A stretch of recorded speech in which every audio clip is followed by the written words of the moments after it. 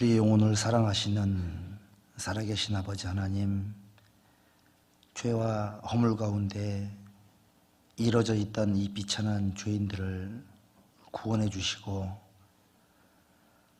영원한 생명과 소망을 허락하셔서 거룩하고 영광스러운 하나님의 자녀라는 이 소중한 은혜를 우리에게 기업으로 허락해 주신 것을 진심으로 감사를 드립니다.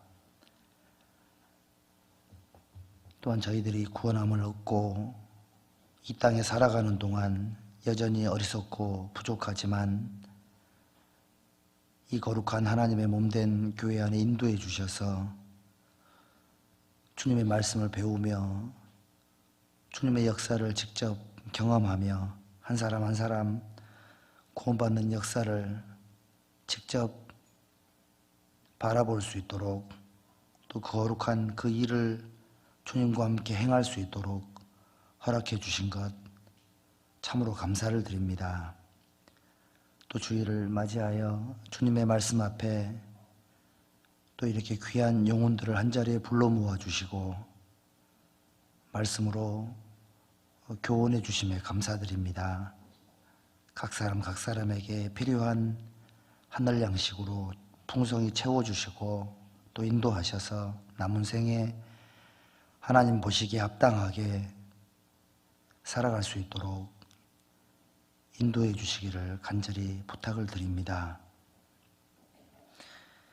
역사의 마지막 때를 살아가는 저희들에게 더욱 깨어 근신할 수 있는 마음을 주시고 이 세상 헛된 것에 마음을 빼앗겨 신앙의 손해를 보지 않도록 도와주시고 함께해 주시기를 부탁을 드립니다. 또 지금 이 시간 이 가운데 참석하지 못한 우리 형제 자매님들이 계신다면 어느 곳에 계시든지 항상 지켜주시고 또 있는 곳에서 함께해 주시기를 부탁을 드립니다. 올 한 해도 주님의 인도하심 속에 많은 하나님의 역사가 지나갔습니다. 이제 남은 시간들도 함께해 주실 주님의 능력을 믿고 여러 가지 것들을 준비하며 나아가고자 합니다. 특별히 우리 11월부터 계획되어 있는 11월 달에 계획되어 있는 대전도 집회, 이번에도 말씀 들을 영혼들을 저희들에게 붙여주시고 그 일을 위해서 각자의 위치에서 충성스럽게 또 지혜롭게 마음을 다하여 준비할 수 있도록 함께해 주시기를 또 하나님께 부탁을 드립니다. 또 지금 이 시간도 전 세계 곳곳에 어려운 곳에서 복음을 전하고 계시는 우리 선교사님들과 또 우리 형제 자매님들 더욱 하나님의 능력으로 함께해 주셔서 약한 가운데 역사하시는 하나님의 능력으로 그 거룩한 일들을 잘 감당할 수 있도록 자비를 베풀어 주시옵소서. 오늘 이렇게 귀한 시간 마치는 시간까지 주 성령께서 함께해 주시고 말씀을 듣는 각 사람에게 풍성한 하나님의 사랑과 은혜로 채워주시기를 또 간절히 기도합니다. 우리 영혼을 구원해 주신 고마우신 예수님의 이름으로 기도드렸습니다. 아멘. 예, 우리 신약 성경 누가복음 22장을 찾겠습니다.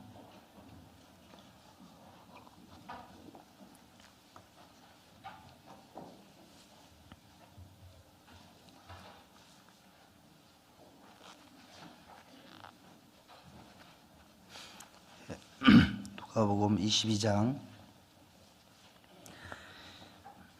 39절부터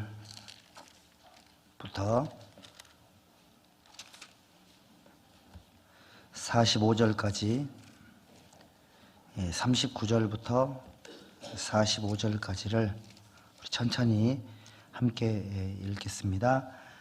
예수께서 나가사 습관을 쫓아 감람산에 가시매 제자들도 쫓았더니 그곳에 이르러 저희에게 이르시되 시험에 들지 않기를 기도하라 하시고 저희를 떠나 돌 던질 만큼 가서 무릎을 꿇고 기도하여 가라사대 아버지여 만일 아버지의 뜻이거든 이 잔을 내게서 옮기시옵소서. 그러나 내 원대로 마옵시고 아버지의 원대로 되기를 원하나이다 하시니 사자가 하늘로부터 예수께 나타나 힘을 돕더라.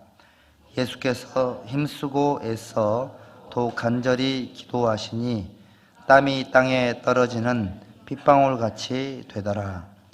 기도 후에 일어나 제자들에게 가서 슬픔을 인하여 잠든 것을 보시고 이르시되 어찌하여 자느냐 시험에 들지 않게 일어나 기도하라 하시니라.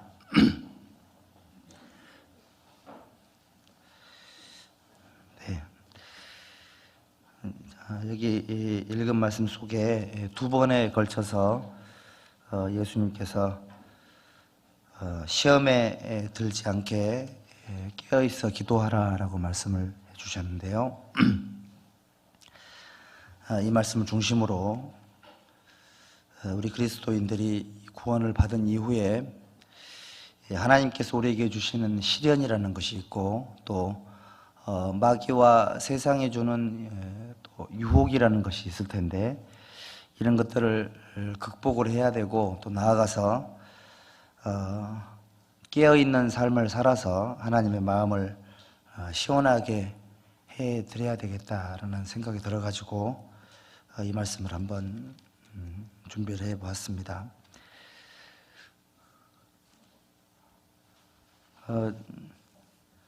얼굴만 안 보면 다른 사람 목소리 같죠?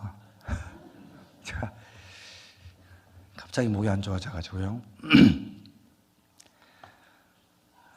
죄송합니다. 그래서 좀 듣기 거부가실 텐데 이왕이면 좀 긍정적으로 생각하시면 좋겠습니다. 듣기 힘드니까 귀를 기울이지 않으면 무슨 뜻인지를 모를 겁니다, 아마. 그래서 저 귀를 좀 기울여 주시고 좀 기도하는 마음으로 말씀을 함께 생각했으면 좋겠습니다. 자, 먼저 여기 39절 보시면요.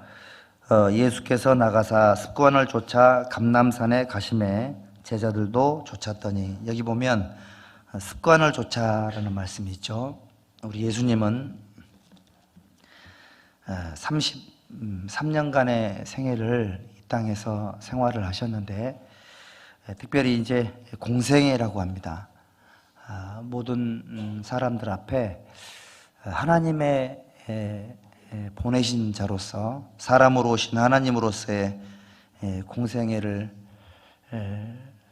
사시면서 우리에게 많은 교훈을 주셨고 그리고 마지막에 십자가에서 우리 구원을 완성해 주신 겁니다. 그런데 예수님의 삶이 우리에게 본이 되는 많은 요소들이 있는데 그 중에 하나가 예수님은 특별히 이 습관을 쫓아 감람산에 가시매, 감람산은 예루살렘 맞은편에 있는 산인데 습관을 쫓아 그랬잖아요. 그러니까 예수님은 이 습관적으로 하나님 앞에 기도하는 사람이었다라는 걸 알 수가 있는 겁니다. 그러니까 예수님은 하나님이 사람으로 오신 분이신데도 불구하고 이분이 본인이 하나님이심에도 불구하고 늘 하나님께 기도하는 그런 자세, 그리고 본인이 하나님과 동등됨을 취할 것으로 여기지 않고 하나님의 뜻을 이루는 보내심을 받은 사람으로서 하나님의 뜻을 생애 가운데 완성해야 될 임무가 있는 책임을 갖고 있는 사람으로서의 생애를 살아야 되기 때문에 자만하거나 교만하거나 또는 자신감에 넘친 그런 삶을 산 것이 아니라 항상 하나님 앞에 기도하면서 자기 삶을 점검하고 항상 그 초심, 그러니까 세상에 온 목적, 그 다음에 어떻게 살아가야 될 것, 그 다음에 어떻게 생애를 마쳐야 될 것들을 항상 기도하면서 마음을 다지고 또 새롭게 하고 하나님의 그 뜻이 손상이 되지 않도록 많은 노력을 했었는데요. 그 노력의 그 비결이 바로 습관적인 기도 생활이었다라는 걸 알 수가 있는 겁니다. 그래서 이 구원받은 그리스도인들에게는 사실은 구원받기 전에 있었던 좋지 않은 습관들이 있고 또 구원을 받은 이후에 또 생긴 좋은 습관들도 있을 겁니다. 그래서 이제 많은 좋은 습관과 좋지 않은 습관들이 있을 텐데 우리에게는 먼저 이 좋지 않은 세 가지 습관이 있습니다. 여기 예레미야 22장을 한번 찾아보시죠.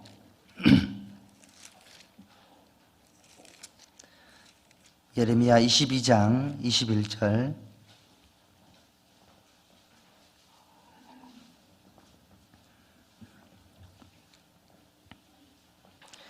예레미야 22장 21절에 함께 읽읍시다. 내가 평안할 때에 내가 내게 말하였으나 내 말이 나는 듣지 아니하리라 하였나니 내가 어려서부터 내 목소리를 청중치 아니함이 내 습관이라. 그러니까 청종한다라는 말씀은 이제 구원을 받은 이후에 우리가 이제 하나님 말씀의 중요성을 알기 때문에 이제 청종이라는 말씀의 중요성을 우리가 알게 되었지만 구원받지 못한 우리의 삶은 옛날에 하나님 말씀의 중요성을 전혀 몰랐기 때문에 듣는 것의 중요성도 몰랐고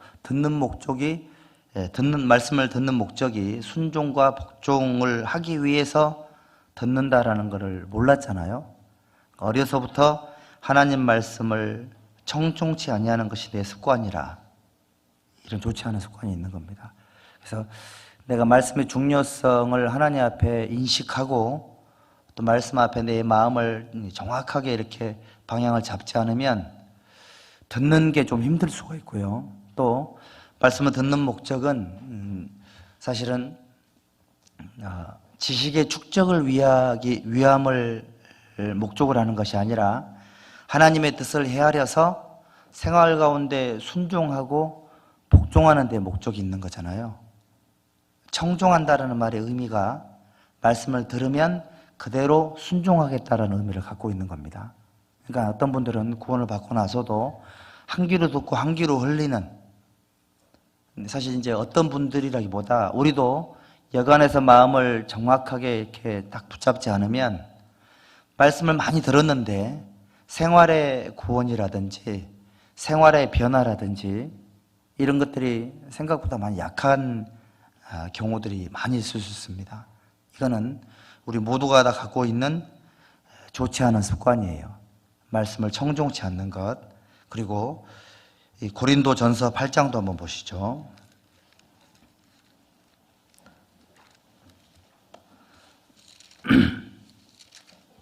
고린도전서 8장 7절 보십니다. 고린도전서 8장 7절에 그러나 이 지식은 사람마다 가지지 못하여 어떤 이들은 지금까지 우상에 대한 습관이 있어 우상의 제물로 알고 먹는 거로 그들의 양심이 약하여지고 더러워지느니라. 그러니까 이 고린도 교회 성도들은 이제 고린도가 우상 숭배가 많은 그런 도시였기 때문에 우상하게 드렸던 음식들이 남아 돌아가지고 시장에서 판매를 했던 겁니다. 근데 이 그리스도인들이 우상에게 드려진 음식인 줄 알면서도 사 먹어가지고 또는 그걸 막 먹어서 이 자기 양심이 더러워졌다 이런 뜻인 겁니다. 그러니까 우리가 구원을 받고 나서도요 잘못된 것인 줄 알면서도 이걸 행하면 어떤 것에 문제가 생기냐면 자기 양심에 손상이 생기고 이 양심에 손상이 되면 사람이 이렇게 맑아 보이지가 않는 거예요. 그렇지 않겠습니까? 이런 것들이 이제 우리의 고쳐야 될 습관들이 있는 겁니다. 잘못된 걸 알면서도 행하는 것은 그 양심에 크나큰 손상을 입히는 겁니다. 선한 양심이 하나님을 찾아가야지만 마음이 깨끗해지고 마음이 밝아져야지만 눈도 밝아지고 또 삶도 밝아지고 양심이 깨끗해야지만 자기 자신을 보는 눈도 밝아지는 겁니다. 이 양심이 무뎌지면 더러워지면 자기를 보는 눈은 점점 어두워지고 다른 사람 보는 눈은 밝아질 수 있습니다. 이것이 이제 구원받지 않았을 때 우리의 습관이었던 겁니다. 그리고 히브리서 10장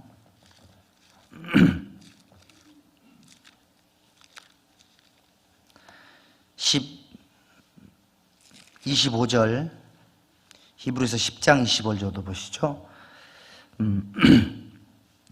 모이기를 피하는 어떤 사람들의 습관과 같이 하지 말고 오직 권하여 그날이 가까움을 볼수록 더욱 그리하자.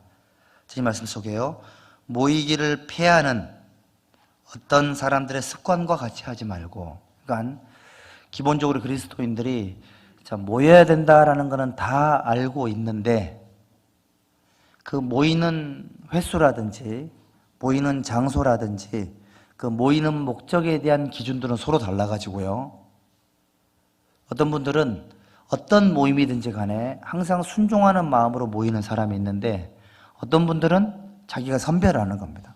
생각하기에 이건 별로 중요하지 않은 모임 같아, 그럼 안 가는 거예요. 근데 이제 그런 분들은 제가 꼭 이 말씀을 권하고 싶습니다. 예수님이 요한복음 12장에 어떻게 말씀하셨냐면, 사람이 나를 섬기려면 나를 따르라. 나 있는 곳에 나를 섬기는 자도 거기 있으리니 사람이 나를 섬기면 내 아버지께서 저를 귀히 여기시리라. 하나님 어디 계신다고요? 하나님이 계신 곳이 바로 교회이고, 주님의 이름으로 두세 사람 모인 곳, 교회의 공식적인 모든 모임들, 또 형제자매들이 함께하는 그 모임에는 하나님이 거기 계시는 거예요. 그러니까 물론 가정생활도 교회생활이고 교회의 직장생활이나 사업도 교회생활이 틀림없는 거긴 하지만 형제자매들이 모이는 곳은 하나님 보시기에 우선순위가 그쪽으로 가 있는 겁니다. 그래서요, 어떤 그 주님의 일을 하실 때도 생각하기에 따라서 이거는 내가 안 가도 될 모임, 이렇게 굳어지면 큰일 나는 겁니다. 할 수만 있으면 모든 모임을 가야 돼요. 여러분들이 예수님이라고 생각 한번 해보세요. 내가 예수님이라면, 그러니까 내가 피를 흘려서 구원받은 우리 형제자매들이 비공식적이든 공식적이든 모입니다. 예수님 거기 가겠어요, 안 가겠어요? 아니, 이거는 저한테 말 안 해도 괜찮아요. 여러분들 양심에 한번 물어봐요. 갈까요, 안 갈까요? 예수님 거기 가요. 근데 나는 안 가요. 잘하는 거 아니죠? 잘하는 거 맞아요? 교회 목사가 잘못하는 거를 잘한다고 말하면 안 되잖아요. 그러니까 내가 출근을 해서 또는 몸이 아파서 또는 정말 불가항력적인 이유 때문에 못 갔다, 이거는 괜찮아요. 하지만 처음에 못 가는 이유가 자기 양심이 찔렀는데 이게 이제 양심이 무뎌져 가지고 있잖아요. 안 가는 게 당연하게 되고 안 가는 게 정당화되고 이게 모이기를 패하는 습관이잖아요.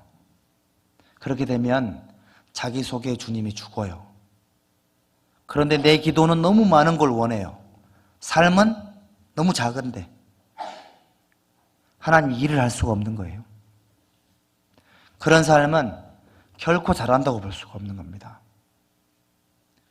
내가 할 수만 있으면 있는 힘을 다해서 가려고 노력을 해야 돼요. 그리고 안 되면 포기하지 말고 기도해야 돼요. 이게 엄청나게 중요한 건데 많은 분들이 너무 쉽게 포기하고 살아요. 그게 모이기를 패하는 습관이에요. 생각 한번 해보세요. 사도행전 2장에 초대교회 우리 선배들이 매일매일 안 모였으면 복음이 전해졌겠습니까? 매일 모였다고 돼 있잖아요. 어디에 모였죠? 성전에 모이기를 힘썼어요. 성전, 예루살렘 산 중턱에 있는 성전은 사실은 그 가까운 데 사는 사람들 오기가 쉬웠겠죠. 멀리 있는 사람들은요, 오기가 어려웠을 거예요. 돈이 없는 사람들 걸어서 왔을 거예요. 쉽지 않았겠죠. 매일 모였어요, 매일. 그런 분들이 그런 열정에 대한 우리의 부끄러움은 전혀 인식하지 않고 우리의 말과 우리의 삶은 너무 번지를 해요. 생활은 엉망인데 말로 그냥 다 끝내는 거예요. 말로 포장을 사고 끝내버립니다. 그리고 주변에 이제 그런 게 유행을 하다 보면 이 자기 성찰이 안 돼요. 모이기를 피해야 되는 거예요. 큰일 나요. 공식적이든 비공식적이든 간에 형제자매들이 모여있다. 설레야 돼요. 가슴이. 필요 없는 모임을 왜 하지? 그 생각이 든 거는 본인이 지금 하나님 자리에 가 있는 거예요. 엄청나게 교만한 생각을 하고 계신 겁니다. 필요 없는 모임이 있으면 왜 거기에 그런 사람들이 모였겠습니까? 거기에.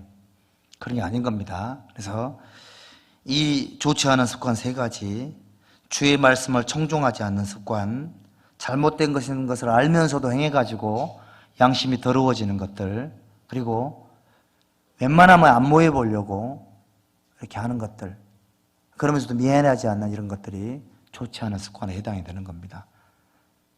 맞습니까? 이럴 때 아멘 해야 되는 겁니다. 아멘 한다. 아멘이 무슨 뜻이죠? 네. 진실로 그런 뜻이죠. 동의한다는 뜻이고요. 그렇게 될지어다 이런 뜻인 겁니다. 그러니까 나도 그 말씀에 그대로 합하여 살겠습니다 이런 뜻인 겁니다. 아멘이라는 말을 제일 많이 쓰신 분이 예수님이시고, 아멘이라는 말이 가장 많이 기록된 것이 요한복음이죠. 그렇죠? 예수님이 항상 아멘 아멘 하시고 말씀을 하신 겁니다. 이거는 내 생애를 두고 내 생명을 두고 나는 말한다 이런 뜻인 거예요. 그러니까 이제 이게 중요한 습관들을 좀 배워야 되겠고요. 그 다음에 다니엘서 6장 한번 보십시오. 이 좋은, 그러면 이제 그리스도인들이 개선해야 될 그런 습관도 있지만 사실 좋은 습관도 있습니다. 다니엘서 6장 10절에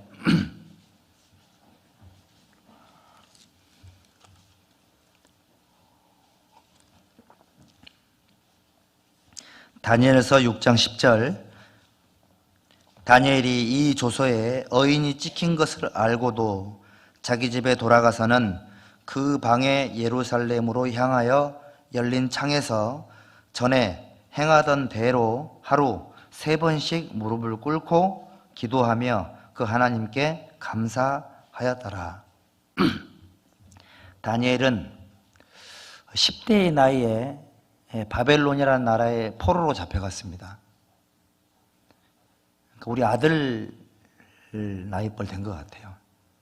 이 어린애가 다른 나라에 잡혀가가지고요, 예루살렘을 향해 창을 열고 하루에 3번씩 울면서 기도했다고요? 감사하며 기도하였더라. 이 다니엘의 삶은 우리하고는 좀 차원이 많이 달랐던 것 같아요. 우리가 하나님께 여기 계신 분들도 구원받은 이후에 기도하는 좋은 습관을 익힌 분들 계시죠. 다니엘처럼. 우리 형제자매님들 다니엘처럼 이런 걸 우리가 본받아야 됩니다. 예루살렘을 향하여, 예루살렘이 뭐 하는 곳이죠? 시온이라는 곳은 이스라엘 민족의 영적인 고향이에요, 고향. 그곳에는 하나님의 성전이 있기 때문에 그래요. 하나님의 임재의 상징이죠. 하나님이 거룩하게 구별하신 곳, 하나님의 임재의 상징, 하나님이 계신 그곳, 이렇게 생각하는 겁니다. 하나님이 계신 그곳을 향하여 마음의 문을 열고 하루에 3번씩 규칙적이죠. 습관적으로 하나님께 감사하더라. 이것이 아마 이렇게 하시는 분들도 계실 텐데, 이런 좋은 습관들은 정말 하나님 앞에 상이 클 거라는 생각이 듭니다. 여러분들, 내 기도의 방향이 어딘지, 그리고 내 기도의 모습이 어떤 모습인지, 그리고 기도의 내용이 무엇인지 다니엘처럼 어느 것 하나 흠잡을 수 없는 그런 기도가 되면 참 좋겠어요. 시편에 보면 다윗이 울기도 하고 괴로워도 하고 불평도 하고 원망도 했지만 기도의 내용 속에요. 하지만 많은 부분이 감사와 찬양으로 가득 차 있습니다. 그렇죠? 내가 하나님 앞에 불평을 쏟아냈고 원망을 쏟아내는 이유는 내 불평과 원망이 가득한 이 삶을 기도로 바꾸기 위한 목적이 있는 겁니다. 감사로 바꾸기 위한. 이런 목적이 있다는 걸 알고 이 좋은 기도 습관을 갖는 것이 필요하고요. 빌립보서 2장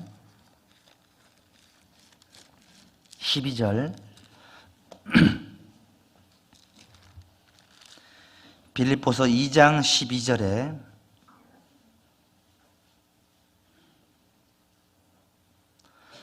같이 읽읍시다. 그러므로 나의 사랑하는 자들아 너희가 나 있을 때뿐 아니라 더욱 지금 나 없을 때에도 항상 복종하여 두렵고 떨림으로 너희 구원을 이루라. 좋은 습관 중에 하나가 또 어떤 습관이냐면 항상 복종하는 습관. 항상 복종하여 그랬죠.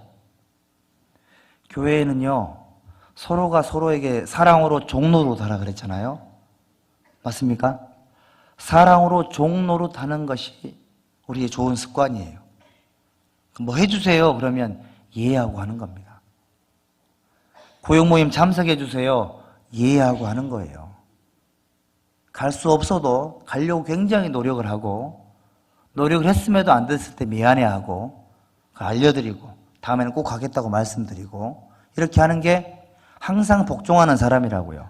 복종하지 않으면 내가 안 가면 안 간 대로 끝나는 겁니다. 그냥 내가 안 간다는데 뭐 굉장한 카리스마죠. 그렇죠? 굉장한 그 카리스마를 사실은 자기 자신에게 써야 되는데 사용 대상을 잘못 선정해가지고 교회에 사용하는 분들도 계시더라고. 좋은 습관이 아니에요. 그래서 이런 게 이제 사실은 우리의 본성 속에는 거스리는 게 있잖아요. 그렇죠? 거스리고 막 이렇게 괜히 싫은 그런 거 있습니다.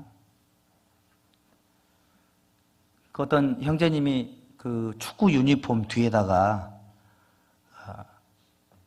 당신이 쓰고 싶은 걸 쓰라고 그랬더니 어떤 분은 내 아들아 이렇게 쓴 사람도 있고 어떤 분은 내 아빠 이렇게 쓴 사람도 있고요. 어떤 분은 내가 낸데 이렇게 쓴 사람도 있었어요. 내가 낸데 우리 경상도 말이죠. 여러분들 구원 받고 나면 물론 내가 낸데 필요합니다. 필요하지만 주님 앞에서 교회 앞에서는 항상 복종하는 습관 그 다음에 두려워야 돼요. 형제자매들에게 불만을 갖는 것, 교회에 불평하는 거 두려워요, 안 두려워요? 양심을 걸고 한번 얘기 한번 해봐요. 두려워요, 안 두려워요? 두려운데 화나면 안 두렵죠? 두려운데 화나면 수틀리면 하나도 안 두렵잖아요. 항상 복종하라는 얘기는 수틀려도 두려워야 돼요. 교회에서 소리 지르고 화내잖아요. 교회 안에서. 회의를 하든 교제를 하든 습관되면 그 사람은 사실은 1년 동안 스스로 자기 자신에게 쉬어야 돼요. 자기 스스로에게 안식년을 줘야 돼요. 충전하셔야 돼요. 충전. 계속 하시잖아요. 습관돼요. 형제자매에게 화내도 정당하고 소리 질러도 정당해요. 이건 국회에서 하는 정치하는 사람들은 그렇게 하는 겁니다. 교회는 그렇게 하면 안 돼요. 만약에 저도 있잖아요. 교회에서 막 소리를 지르고 화를 내고 만약에 제가 그랬으면 아마 여기 어떻게 될까요? 형제자매들이. 목사님 좀 쉬셔야겠습니다. 분명히 그럴 거예요. 근데 본인은 화내고 소리 지르고 하면서 본인은 왜 안 쉬어요? 불평하고 불만하고. 남 보는 눈만 밝아지면 큰일 나요. 맞죠? 항상 복종하는 습관, 두려워하는 습관. 교회에는 하나님이 계세요. 무슨 무익한 말을 하든지 심판날에 이에 대하여 내가 신문을 받으리니 그랬습니다. 너는 하나님 성전에 들어올 때 내 발을 삼갈지어다 그랬습니다. 하나님 앞에 함부로 입을 열지 말며 급한 마음으로 말을 하지 말라 그랬죠. 교회는 사람의 조직이 아니에요. 하나님이 계시다는 걸 모르면 두려운 마음이 사라집니다. 인간적인 조직이죠. 인간적인 조직을 하나님이 기뻐하겠습니까? 인간적으로 하나가 돼본들 하나님 역사하시겠냐고요. 우리 정신을 바짝 차려야 되는 겁니다. 아무리 잘해도 첫 단추가 잘못되어 있으면 이거 끝나는 거예요. 항상 복종하고 두려워하는 습관이 없으면 신앙생활을 망쳐요. 사람들은 칭찬하지 몰라도 하나님은 아사라라고 얘기합니다. 큰일 납니다. 항상 복종하여 두렵고 떨림으로 너희 구원을 이루라. 여러분들 구원을 받고 나면 신앙생활이 쉬워요? 10년 되신 분들 한번 얘기 한번 해봐요. 한 10년 신앙생활 해보니까 신앙생활이 쉬우시던가요? 20년 하시는 분들, 30년 이상 하신 분들 신앙생활이 쉬워요? 이 세상에 제일 두렵고 어려운 게 신앙생활이에요. 얼마나 두렵냐고요. 두려움이 사라졌다. 지금 완전히 큰 문제에 걸린 겁니다. 큰 문제에 걸린 거예요. 그래서 모든 형제자매들의 개인적인 하나님 앞에 신앙의 목표가 생활구원이 돼야 돼요. 생활구원. 생활구원을 이루기 위해서 항상 하나님 앞에 계획을 세워야 돼요. 그리고 생활구원이 안 된 부분이 드러났을 때 인정해야 돼요. 그래서 다시 노력을 해야 돼요. 그런 건 부끄러운 게 아닌 거예요. 어떤 게 부끄러운 거냐면 생활구원이 필요한 부분이 있음에도 불구하고 본인이 그걸 몰라. 듣기를 싫어해. 권한받기 싫어하고 지적받는다고 생각을 하는 겁니다. 그게 발전이 없는 거예요. 주님 안에서는 사실은 저는 그렇게 생각합니다. 하나님 안에서 자존심 세워서 뭐 할 거냐고요. 하나님이 잘 되고 교회가 잘 되면 그만인 거예요. 그런 마음으로 살아야 됩니다. 항상 복종하여 두렵고 떨림으로 너희 구원을 이루라. 항상이죠. 이 습관인 거예요. 습관인 겁니다. 그리고 어떤 분들은 보면 누가 이제 좀 더 나아지기 위한 방법으로 방편을 이렇게 얘기를 하면 그 반대 의견 쪽 내는 쪽으로 밝은 사람이 있어요. 자기는 한 번도 의견 내지 않으면서. 그런 사람 이쪽 꼭 보면 그러면서 원래 반대 의견 내는 사람이 훨씬 더 논리적인 거예요. 그럼 그 논리에 밀려요. 그러면 안 돼요. 일이 아무것도 안 돼요. 그거 이긴 게 아니에요. 교회를 망친 게 되는 거예요. 무슨 말씀인지 알겠죠? 조심해야 돼요. 교회 안에는 이기고 지는 문제가 아닌 겁니다, 여러분들. 내가 옳다고 생각했는데 아닌 경우가 있을 수 있고 아니라고 생각했는데 옳은 경우가 있을 수 있어요. 그래서 두려운 거예요.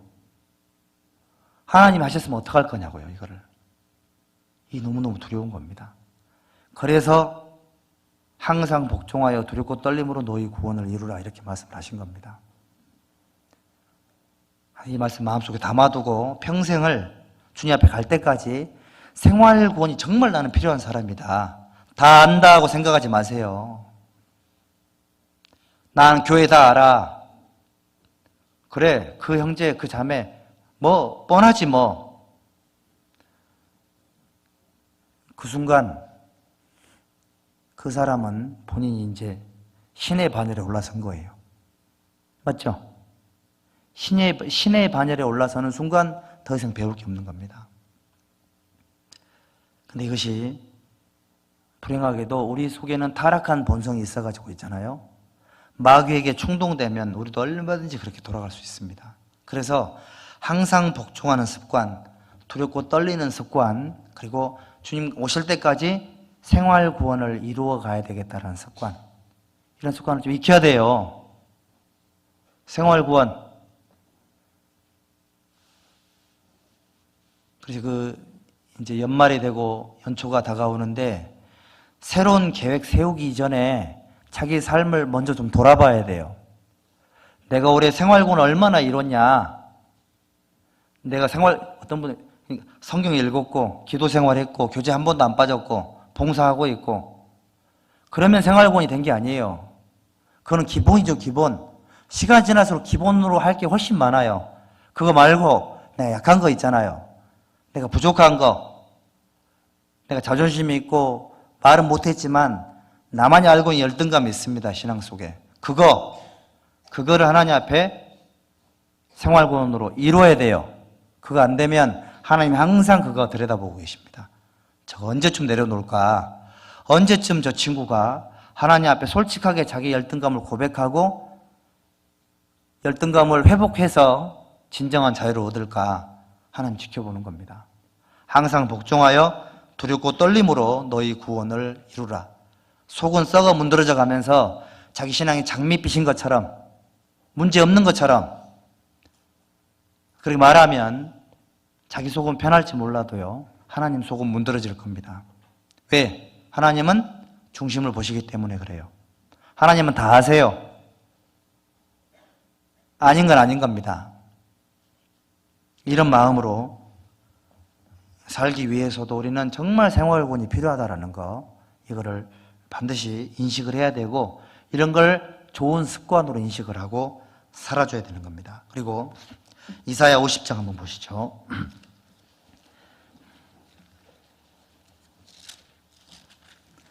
이사야 50장 4절.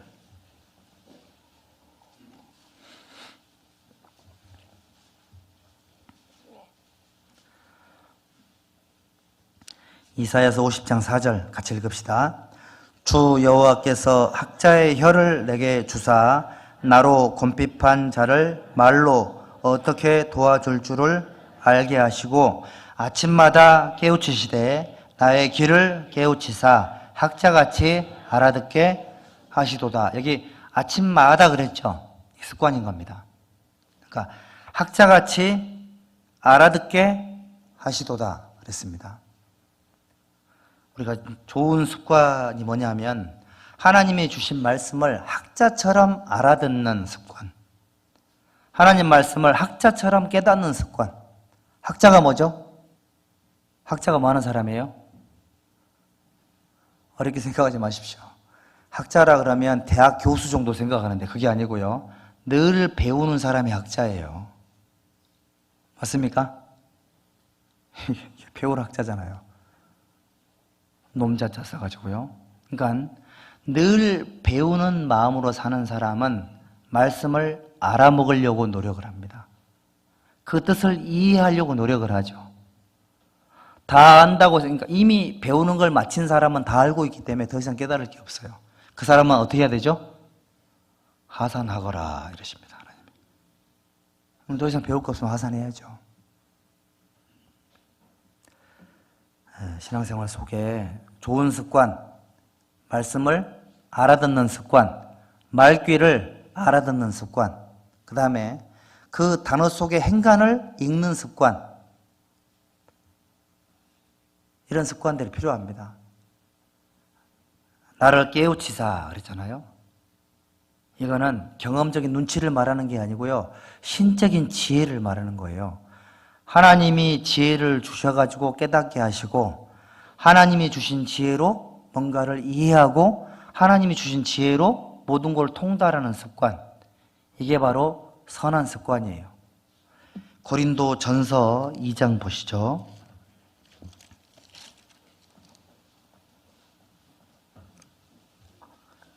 10절. 고린도 전서 2장 10절 보십니다. 같이 읽읍시다. 오직 하나님이 성령으로 이것을 우리에게 보이셨으니 성령은 모든 것 곧 하나님의 깊은 것이라도 통달하시느니라. 통달한다 그랬죠. 누가요? 성령께서요. 그러니까 성령의 지혜로 말씀을 알아듣고 성령의 지혜로 뭔가를 깨닫잖아요. 그럼 이 사람은 학자 같은 삶을 사는 사람이에요. 학자는 많이 아는 사람, 유식한 사람, 말 잘하는 사람, 이거는 이 세상 사람들의 기준이고요. 하나님 보신 학자는 늘 배우려고 하는 사람, 귀를 기울이는 사람, 말씀을 깨닫는 사람, 그리고 그 깨우침과 알아듣는 것을 하나님의 성령을 통해서 그거를 인지하는 사람. 그래서 누구든지 지혜가 부족하거든 모든 사람에게 후히 주시고 꾸짖지 아니하시는 하나님께 구하라 그랬잖아요. 그 하나님이 누구예요? 성령이시잖아요. 성령. 통달해야 됩니다. 통달. 성령은 그런 습관을 갖기를 원하십니다. 누가복음 22장 다시 보시죠. 40절. 그곳에 이르러 저희에게 이르시되, 누가복음 22장 좀 잡아놓으십시오. 40절입니다.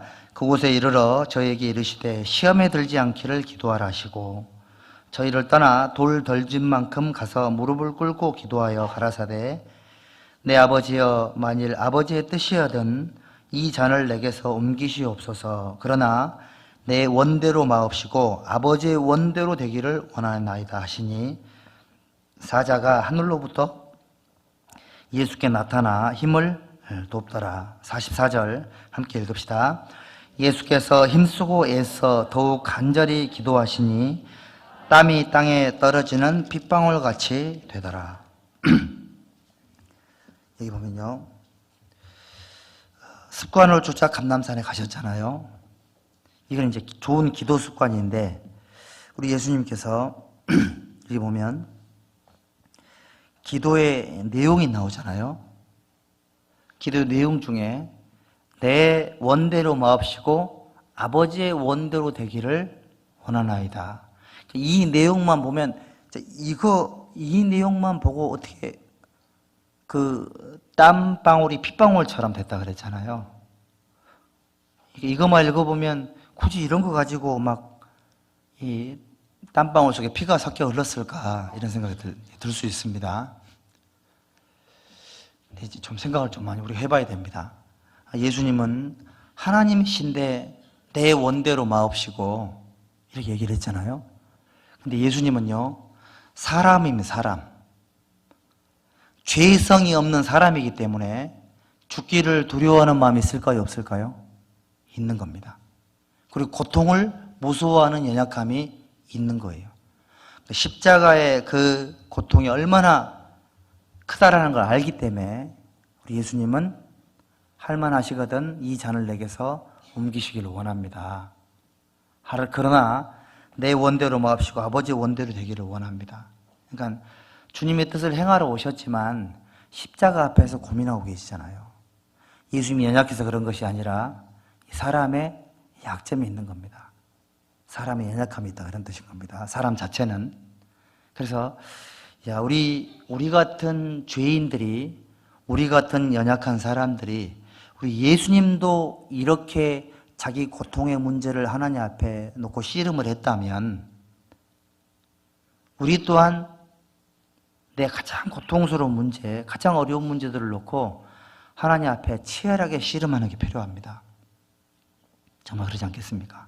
근데 그 치열한 그 싸움과 씨름에서 이기려면 가장 중요한 게 하나님 아버지의 뜻을 알아야 돼요. 하나님 아버지의 뜻을. 자, 시간이 없어가지고 하나님 아버지의 뜻을 읽어만 드리겠습니다. 마태복음 7장 21절에 나더러 주여 주여 하는 자마다 천국에 다 들어갈 것이 아니요 다만 하늘에 계신 내 아버지의 뜻대로 행하는 자라야 들어가리라. 하나님 아버지의 뜻이 나오죠. 이 답은 요한복음 6장 40절입니다. 내 아버지의 뜻은 아들을 보고 믿는 자마다 영생을 얻는 이것이니라. 그러니까 천국에 들어가는 그 방법이 예수님께 사신 일을 듣고 믿어졌을 때 구원을 받는 거다. 그러니까 구원을 받는 그 방법을 예수님을 통해서 완성하신 것이 바로 하나님의 뜻이다라고 알려주신 겁니다. 그래서 갈라디아서 1장 4절 5절에 보면 그리스도께서 하나님 곧 우리 아버지의 뜻을 따라 이 악한 세대에서 우리를 건지시려고 우리 죄를 위하여 자기 몸을 들이셨으니, 이 하나님 아버지의 뜻이에요. 구원을 받는 것은 인간의 노력이나 인간의 선행이나 인간의 고행 또는 어떤 종교처럼 자기 속을 비워서 구원이 이루어지는 것이 아니고 예수님께서 하신 그 일을 내 삶 속에 개인화함으로 구원이 이루어지는 것이 하나님 아버지의 뜻이다. 이렇게 하나님은 하나님의 뜻을 정리하고 계시고, 그리고 누가복음 10장 21절에요. 이때에 예수께서 성령으로 기뻐하사 가라사대 천지의 주제이신 아버지여 이것을 지혜롭고 슬기 있는 자들에게는 숨기시고 어린 아이들에게는 나타내심을 감사하나이다. 옳소이다. 이렇게 된 것이 아버지의 뜻이니이다. 그러니까 하나님은 지혜롭고 슬기 있다고 생각하는 사람들에게는 하나님의 지혜를 안 가르쳐줘요. 어린아이와 같은 그런 마음을 갖고 있는 사람들에게 하나님의 뜻이 보여지는 거예요. 그러니까 안다고 생각하는 순간 이미 그 사람은 아무것도 모르는 사람이 되어 있는 겁니다. 어린아이들은 실수가 많고 연약하고 부족하잖아요. 작은 일에 일희일비하고. 그런데 그런 어린아이들에게 하나님의 지혜가 깨달아진답니다. 우리가 일주일 내내 치열하게 사업도 하고 직장생활도 했잖아요. 공부도 하고 아이도 키우고 열심히 밥도 하고 설거지도 하고 열심히 했습니다. 주일날 오면 어린아이와 같은 마음으로 와야 돼요. 하나님 너 일주일 동안 너무 힘들었습니다. 어린아이처럼 이 자리에 앉아 있어야 됩니다. 그러면 하나님의 지혜와 하나님의 은혜와 진리가 그 사람에게 깨달아져요. 그런 사람에게 하나님의 뜻이 더 잘 이해가 되게 하는 것이 바로 아버지 하나님의 뜻인 겁니다. 그리고 고린도후서 7장 10절 11절에 보면 하나님의 뜻대로 하는 근심이 나옵니다. 나오죠? 근심도요, 하나님의 뜻대로 하는 근심이 있다라고 고린도후서 7장 10절 11절에 기록이 되어 있는데, 하나님의 뜻대로 하는 근심은 후회할 것이 없는 구원에 이르게 하는 회개를 이루는 것이다. 구원을 받고 나서도 하나님께서요, 그 사람의 삶을 고치기 위해서 근심이라는 걸 줄 때도 있습니다. 어떤 모습으로 나타나냐면, 여기 이 근심이 너희로 얼마나 간절하게 하며 얼마나 변명하게 하며 얼마나 분하게 하며 얼마나 두렵게 하며 얼마나 사모하게 하며 얼마나 열심 있게 하며 얼마나 벌하게 하였는가.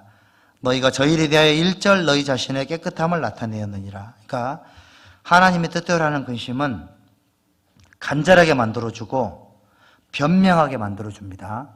이 변명은 자기 합리화가 아니고요, 내가 신앙생활하는 이유, 내 고난을 받지만 참는 이유, 선한 변명이죠. 그러니까 피하기 위한, 도망가기 위한 변명이 아니라 선한 변명이 있다는 뜻인 겁니다. 그다음에 얼마나 분하게 하며, 이 구원을 받고 나서도요, 선한 분노가 일어나죠? 아닌가요? 어떤 형제자매들이 세상으로 갔다는 얘기 들으면 기분 좋아요? 누가 우리 교회 막 욕하면 기분 좋아요? 여러분들, 예수님도 성전에서 그 장사하는 사람들 상을 엎어버리고 싹 쓸어버렸잖아요. 구원을 받은 이후에도 이 거룩한 분노가 있을 수 있습니다. 그리고 얼마나 두렵게 하며, 이 구원을 받으면 내가 말을 실수를 했거나 행동을 좀 잘못하잖아요. 그러면 하나님 뜻대로라는 근심이 있습니다. 아, 내가 오늘 말 실수했구나. 내가 오늘 행동을 잘못했구나. 두려운 마음 생겨요, 안 생겨요? 그게 하나님 뜻대로라는 근심이고요. 그리고 사모하게 하며 얼마나 열심하게 하며 얼마나 벌하게 하였는가. 이 말씀 속에서 하나님의 뜻대로라는 근심이 있어야지만 그 사람이 신앙생활에 교정함을 받는다라는 그런 의미인 겁니다. 그리고 데살로니가 전서 4장, 이건 찾아봅시다. 데살로니가 전서 4장 3절.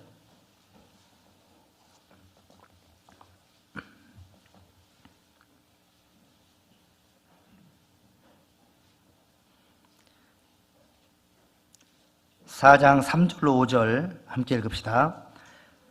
하나님의 뜻은 이것이니 너희의 거룩함이라 곧 음란을 버리고 각각 거룩함과 존귀함으로 자기 안에 취할 줄을 알고 하나님을 모르는 이방인과 같이 세욕을 좇지 말고. 됐습니다.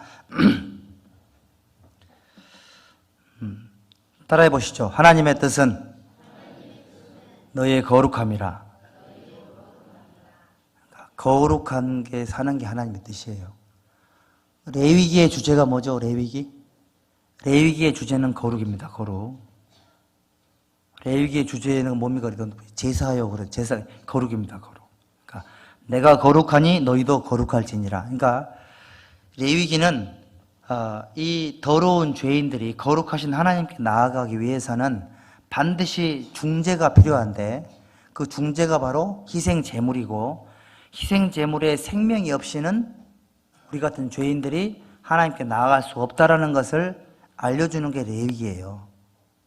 레위기를 쭉 읽어보면 제사 방법이 나올 때마다 내가 되게 마음이 편안해져야 돼요. 그렇지, 이런 제사가 필요하지. 이런 제사가 없으면 하나님께 나아갈 수가 없는 겁니다. 하나님 나를 받아주질 않아요. 하나님 나를 충돌하십니다. 큰일 나는 겁니다. 구원을 받고 나서 하나님의 뜻은 이것이니 너희의 거룩함이니라, 이 말씀 속에요. 구원을 받고 나서 죄를 한 번도 안 짓는 것이 있을 수는 없을 거예요. 그렇죠? 하지만 그 죄라는 것 자체를 죄로 인식하는 사람, 그 죄를 하나님께 자복하는 사람, 그 죄를 고치려고 노력하는 사람, 실제로 고치는 사람, 이런 사람이 거룩한 사람이에요. 숨겨놓은 죄가 있으면 큰일 나는 겁니다, 여러분들. 항상 하나님 앞에 죄를 자복하고 고치려고 노력하고, 그리고 그 속에서 거룩의 중요성을 깨닫는 것, 이게 너무너무 중요한 겁니다. 하나님의 뜻은 이것이니 너희의 거룩함이니라. 그리고 베드로전서 3장 17절에도요, 선을 행함으로 고난받는 것이 하나님의 뜻일진데, 구원을 받고 나면 고난이 많아요. 하나님의 뜻이에요. 하나님의 뜻이라고요.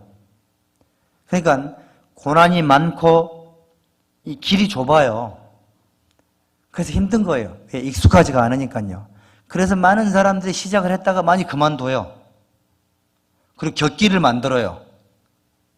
새길을 자꾸 만들어요. 자기만 다니는 오솔길을 만들어놔요. 하나님의 뜻이 아니에요. 그게 바로 수단과 방법이라는 좋지 않은 길인 겁니다. 하나님이 만들어 주신 길로만 다녀야 됩니다. 그리고 이 구원을 받고 나서 봉사 같은 거 할 때도요, 베드로전서 5장 2절 3절에 기록되기를 하나님의 뜻을 쫓아 자원함으로 하며, 이런 말씀이 있습니다. 하나님의 뜻을 쫓아 자원함으로 하며. 저도 그 봉사를 하면 지칠 때 어떻게 하면 이 지친 봉사에서 헤어나올 수 있을까? 이왕 하는 건데 그만둘까? 그러면 일단은 잠깐은 좀 쉴 수는 있지만 근본적인 해결은 안 됩니다. 그만두면 그럼 나는 어디 가서 뭘 할까? 그리고 교회라는 곳이 내가 가고 싶다고 갈 수 있는 곳이 아니에요. 나 이거 뭐 그만두고 이거 그러면 나 이거 그만두고 이거 할게요. 그러면 그거는 할 수 있는 자격이 있다는 뜻인가요? 어때요? 나 이거 그만두고 이거 할게요. 그러면 이건 할 자격은 없는데 이거는 할 자격은 없는데 이건 할 수 있는 자격이 있다는 뜻입니까? 예? 이 말이 안 맞는 말이잖아요, 그 말이. 우리 간증은 나는 하나님 앞에 아무것도 할 수 없는 사람입니다. 말해놓고 나는 이거 하고 싶다고. 이게 안 맞는 말인 겁니다. 교회 안에서는 시키는 걸 하는 게 제일 좋은 거예요. 그래야 안전해요. 중요합니다, 이런 게. 교회 봉사할 때도 이게 너무도 중요한 겁니다. 그러니까 자원함으로 한다는 말이 내가 뭔가를 고른다는 뜻이 아니고요. 하나님이 정해주신 일이지만 그 속에서 시킨 거를 하는 그런 메마른 봉사가 아니라 시켜주셨지만 그 안에서 어떤 극대화를 이루겠다, 이런 뜻이잖아요. 내게 주신 한 문화로 10문화를 남기는 사람, 내게 주신 달란트 하나를 10달란트로 바꾸는 사람, 그 사람 속에는 자원함이 있어요. 그런 게 있거든요. 이런 것들이 우리 생활 속에서 하나님의 뜻이다라는 것을 이해해야 됩니다. 여러분들 성경 어플도 많죠? 성구사전도 있고, 하나님의 뜻, 아버지의 뜻 한번 쳐봐요. 다 나옵니다. 쭉 정리해보면 그 속에서 내가 하나님의 뜻을 분별할 수 있는 지혜를 찾아요. 그런데 놀라운 게 뭐냐면 보통은 다 그 정도는 압니다. 여기 있는 분들도 설교를 하도 많이 들어가지고 하나님 뜻을 알아요. 근데 무슨 차이가 있냐면 예수님은 그 하나님의 뜻을 놓고 기도했던 거예요. 얼마만큼요? 힘쓰고 애쓰고 간절히 기도했고 흐르는 땀 속에 피가 섞일 만큼 기도했습니다. 혈한증이라고 하죠. 실제로 스트레스가 극심해지면 흐르는 땀 속에 모세혈관이 파괴돼 가지고요. 흐르는 땀 속에 피가 섞여 나오는 경우도 있다고 합니다. 의학적으로. 여러분들 하나님의 뜻을 성경을 통해서 찾기는 쉬워요. 생활 속에 적용시키는 거는 쉬워요, 어려워요? 너무 어려워요. 그래서 예수님이 간절히 기도를 한 겁니다.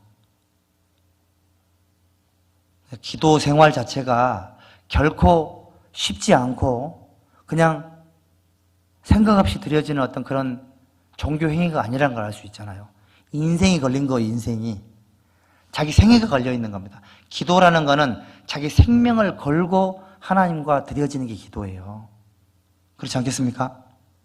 예수님이 그렇게 하신 거예요. 이것이 우리 예수님이 하나님의 뜻을 놓고 하나님께 간절히 기도했던 그 유명한 겟세마네의 기도입니다.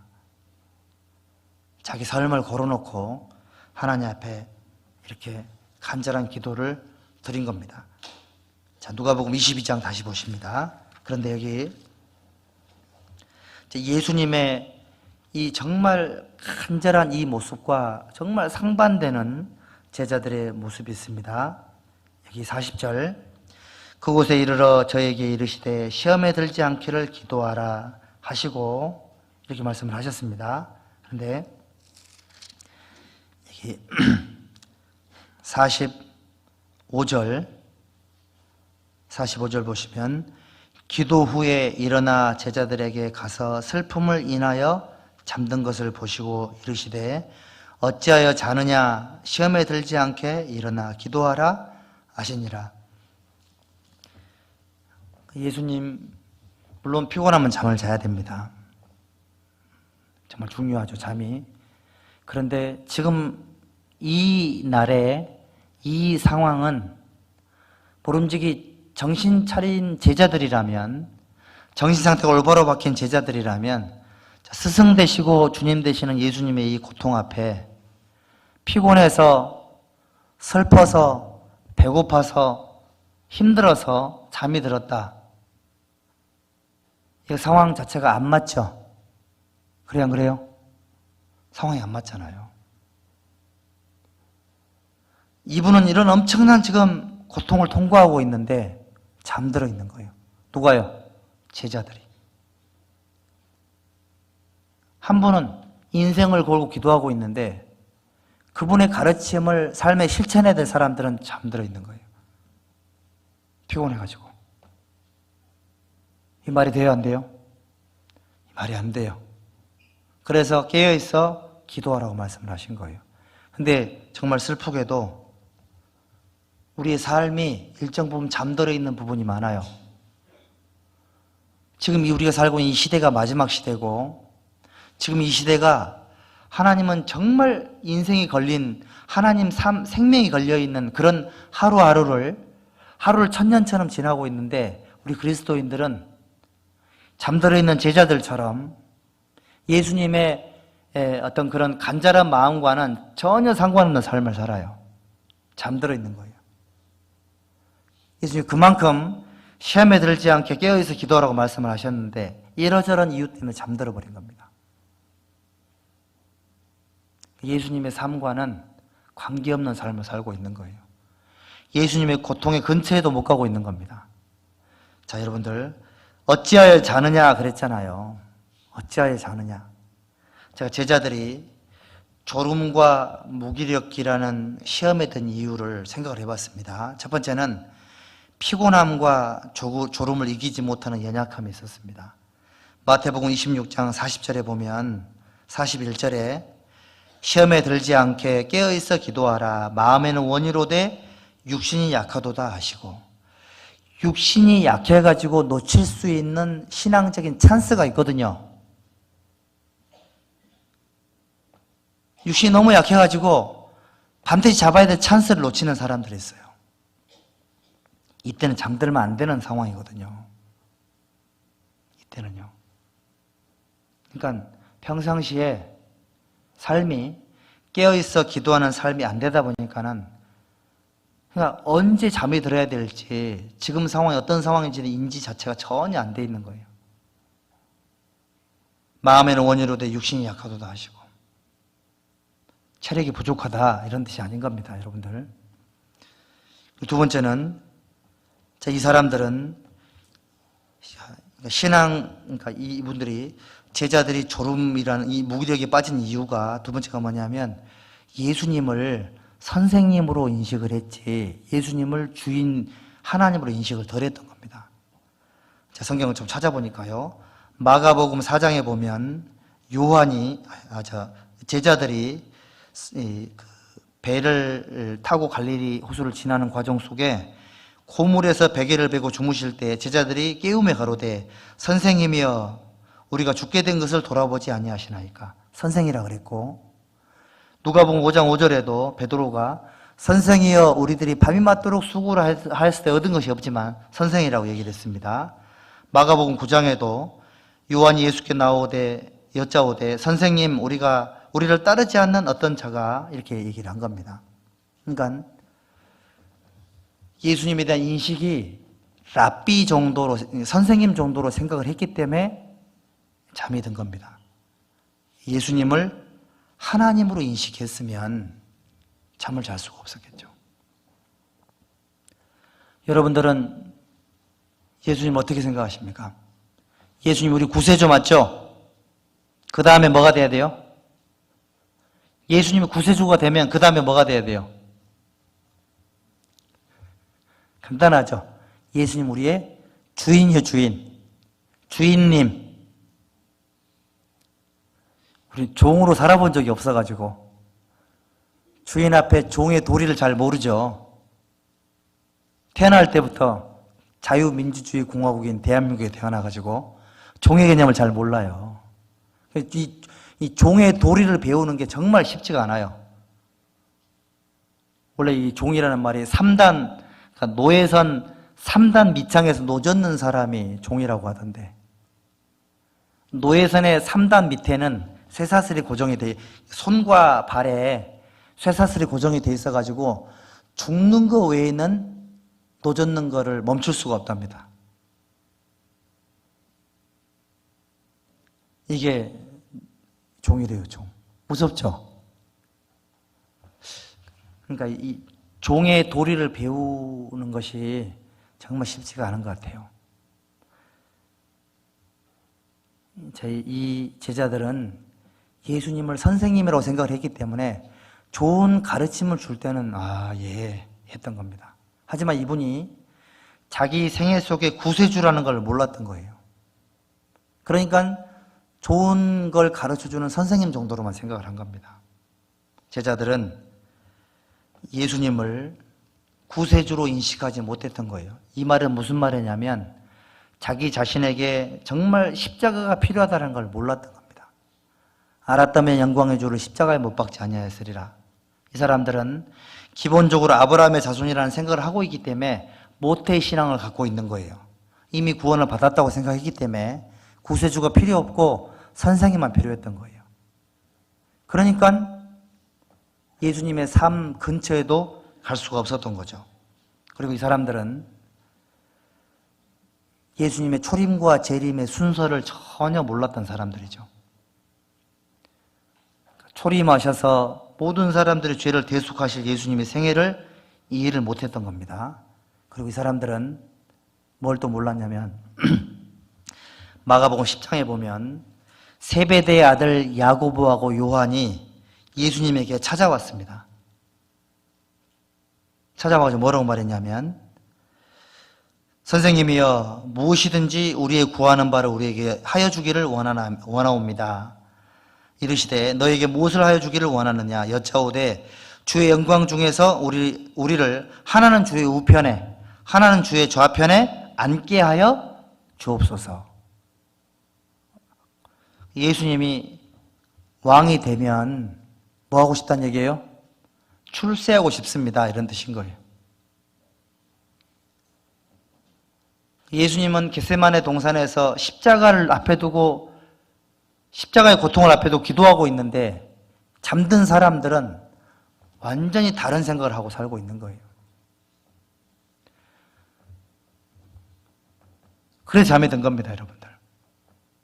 어쩌면 이렇게 신앙이 잠들어 있는 우리네 모습과 비슷한지 몰라요. 성경을 정확하게 알지 못하면 잠들고, 십자가의 필요성을 알지 못하면 잠들고, 신앙생활 속에 예수님의 역할과 나의 도리를 알지 못하면 잠이 들어요. 이게 너무 신기해요.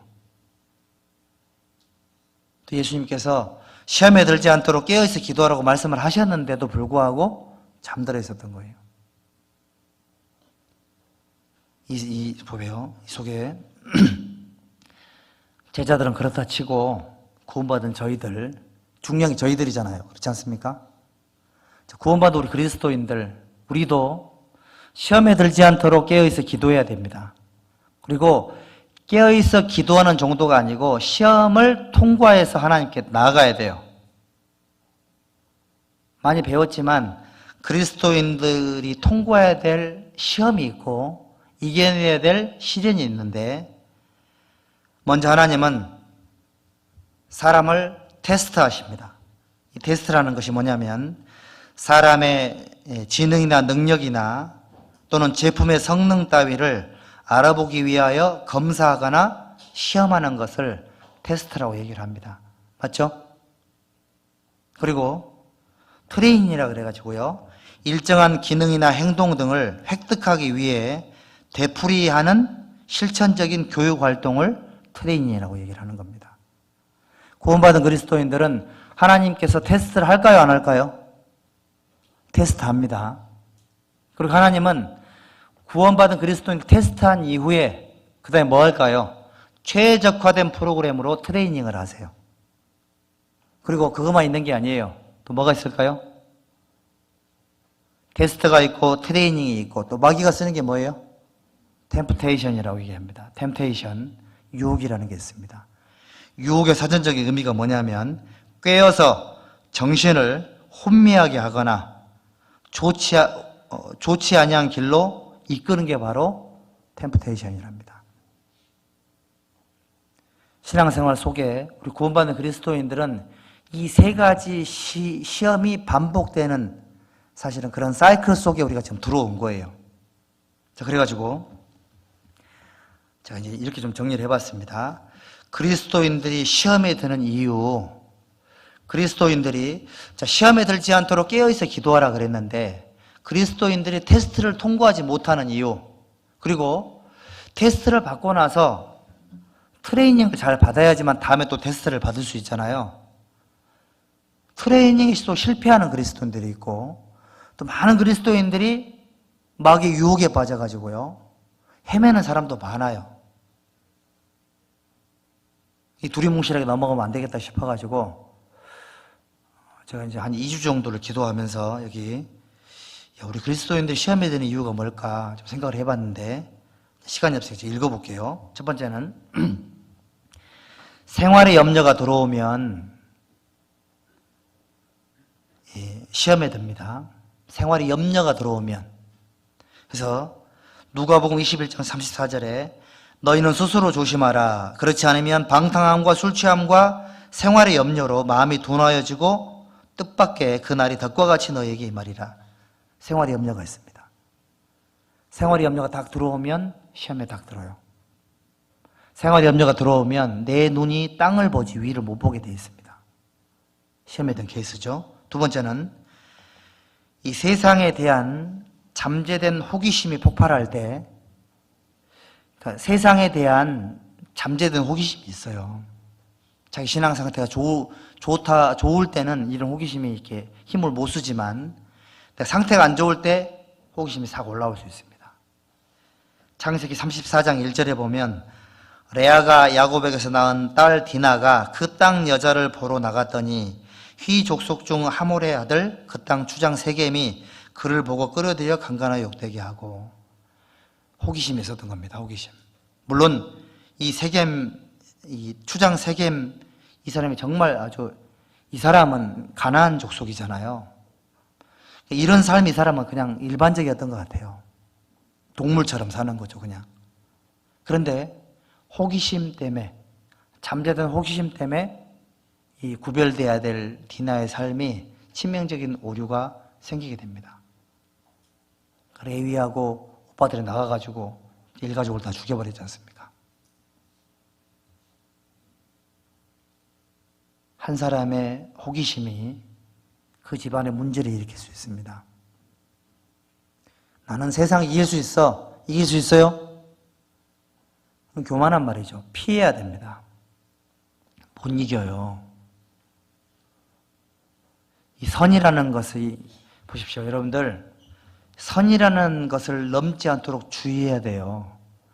원래 이 죄라는 것이 관역을 벗어나다라는 뜻도 있지만 선을 넘어섰다는 뜻도 있는 거예요. 선. 구원받고 나서도 넘지 말아야 될 선들이 있는데 이 꼭 그 선 경계에서 왔다 갔다 하는 사람이 있어요. 이 중심부로 들어오지 못하고 주님 앞에. 이러면 시험에 빠집니다. 그리고 세 번째는 숨은 죄와 고범죄로 인해서, 그러니까 숨은 죄가 있는데 못 깨닫고 있잖아요. 또는 고범죄를 알고도 짓게 되면 어떤 문제가 생기냐면 담대함을 잃어버려요. 히브리서 10장 35절에 보면 그러므로 너희 담대함을 버리지 말라. 이것이 큰 상을 얻느니라. 담대함은 거룩함과 연결이 되어 있는데 자신감 말고 담대함이 필요합니다. 이 담대함은 거룩한 생활과 연결이 되는 겁니다. 숨은 허물, 그 다음에 고범죄, 이런 것들이 그리스도인들을 시험에 빠지게 만듭니다.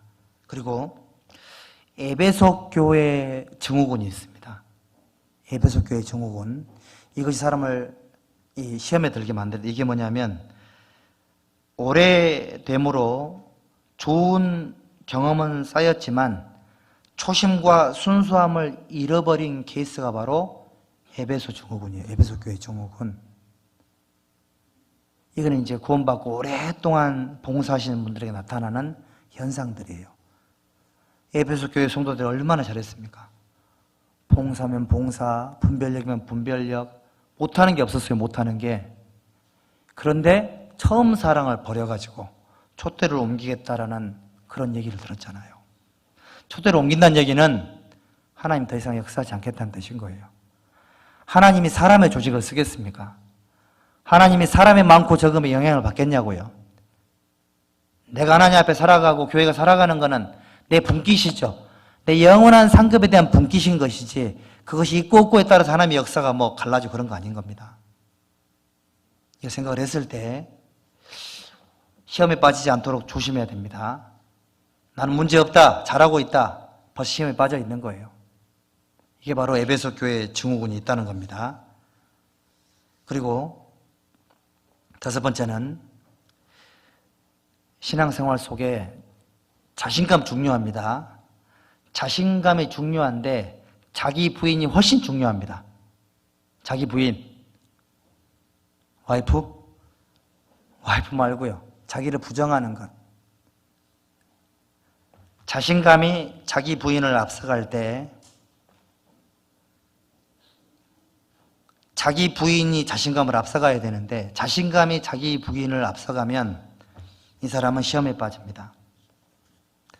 예수님도 누구든지 나를 따라오려거든 자기를 부인하고 날마다 제 십자가를 지고 나를 좇을 것이니라. 이 자기 부인의 뜻이요, 사실성이나 존재에 대한 부인을 말하는 거고 권리 주장에 대한 거부를 말하는 겁니다. 그러니까 이 자기 부인이 잘 안 되면 그 자신감만으로 행하잖아요. 그럼 이게요, 봉사할 땐 되게 좋아요. 그런데 정말 인격적인 관계를 맺을 때는 그게 또 방해 요소가 될 수 있어요. 이게 있을 수 있습니다, 여러분들. 그래서 자기 부인이 잘 된 사람이 시험에 안 빠져요. 왜? 교만할 일이 없거든요. 인정받을 일도 없어요. 그냥 하는 거예요. 자기 도리를 묵묵하게. 이 순서를 잘 생각을 하셔야 됩니다.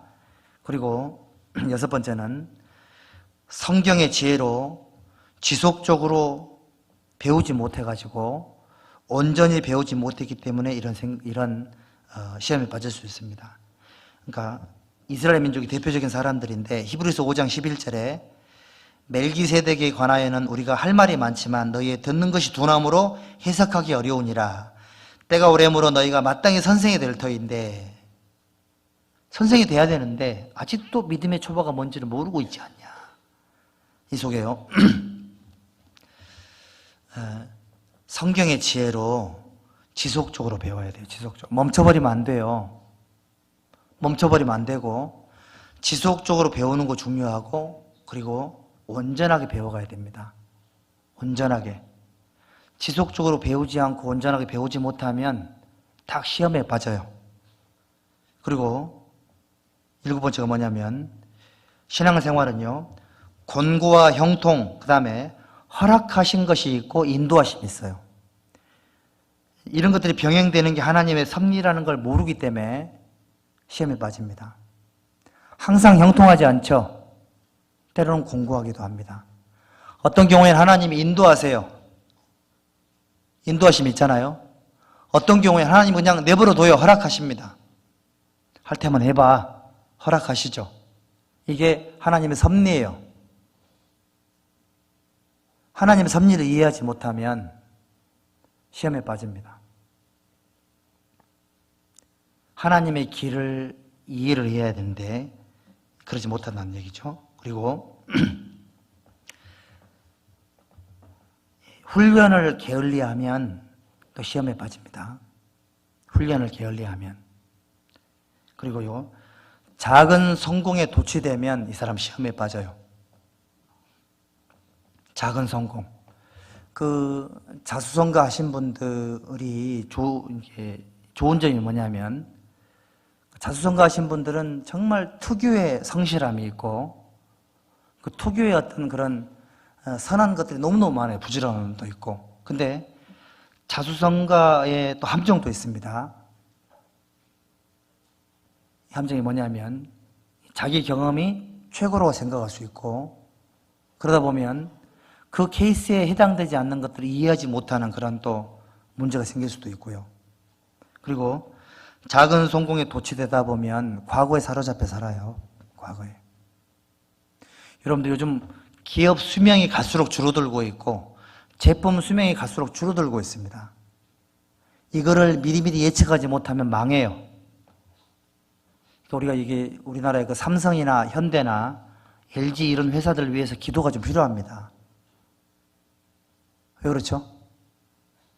이런 이 산업의 어떤 그런 이 일을 해나가는 사람들이 정확하게 미래를 예측하고 준비를 잘 해줘야지만 그리스도인의 삶이 안정적으로 이루어지기 때문에 그래요.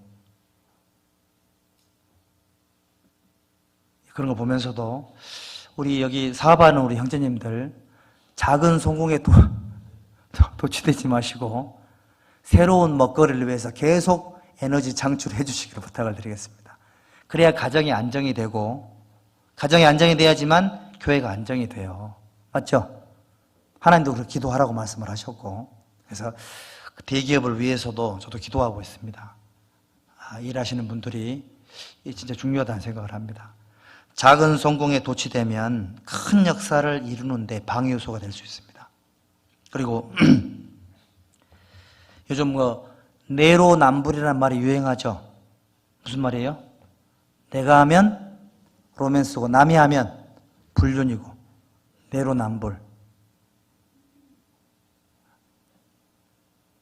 하도 정치권에서 많이 써먹어가지고 이제 아주 막 듣기도 싫어요. 그런데 곰곰이 생각을 해보니까요, 그 모습이 그 타락한 인간들의 습성이더라고요. 그렇죠? 이 습성인 겁니다. 내가 하면 로맨스예요. 다 이유가 있고 다 합리화가 되어 있는데, 남이 잘못하면 이유가 필요 없어요. 듣고 싶지도 않고. 그렇죠? 내로남불. 이러면 시험에 빠집니다. 그리고 사람에게 보이려고 선을 행하면 시험에 빠집니다. 사람에게 보이려고. 그러니까 보여지는 모습만 생각하지 말아요. 물론 하나님과 사람에게 인정받는 게 중요해요. 하지만 하나님께 인정받는 게 먼저고 그 다음에 사람에게도 인정을 받는 거예요. 그런데 하나님께 인정받는 건 고사하고 사람에게만 인정받을 노력하면 큰일 난다는 거예요. 하나님의 존재를 부정하면 사람의 생각으로만 하게 되면 실수를 많이 하게 돼요. 그러면 시험에 빠질 수 있습니다. 그리고 또 한 가지는요. 교회 안에서 본의 아니게 상처를 받으면 시험에 빠지시더라고. 본의 아니게. 말씀을 전하는 사람과 이간이 된다든지